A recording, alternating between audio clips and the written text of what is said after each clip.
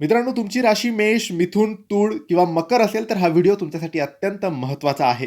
कारण 19 ऑगस्ट 2026 पासून या 4 राशींच्या आयुष्यात सुरू होणार आहे सुखाचे दिवस. कारण गुरु ग्रहाने अश्लेषा नक्षत्रात प्रवेश केला आहे. बुधाच्या नक्षत्रात प्रवेश केला आहे.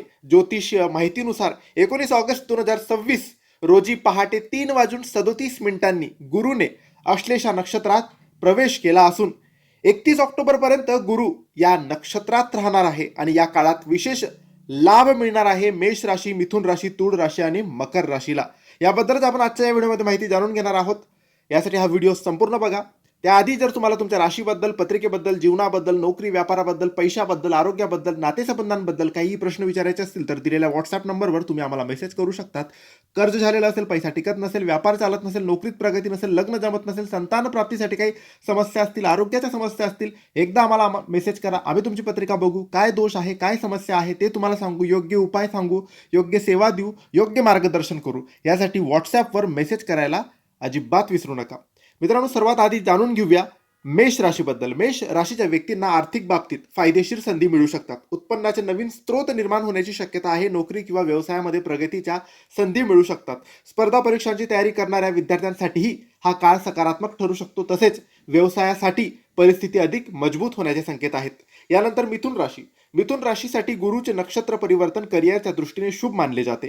नोकरी करणाऱ्यांना नवीन जबाबदारी, पदोन्नती किंवा उत्पन्न वाढीची संधी मिळू शकते. कामाच्या ठिकाणी स्वतःची क्षमता सिद्ध करण्याची संधी मिळू शकते. व्यवसायामध्ये विस्ताराचे मार्ग खुले होऊ शकतात. कुटुंबाचे सहकार्य मिळेल आणि अडकलेले पैसे परत मिळण्याचे योगही निर्माण होऊ शकतात.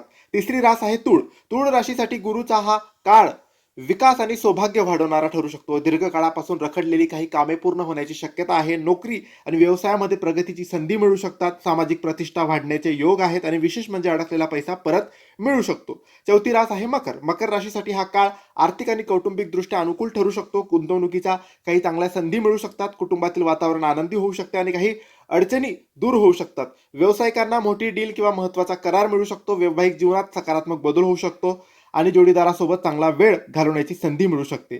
मेष, मिथुन, तूळ आणि मकर या 4 राशींसाठी 19 ऑगस्ट पासूनचा काळ विशेष महत्त्वाचा आहे.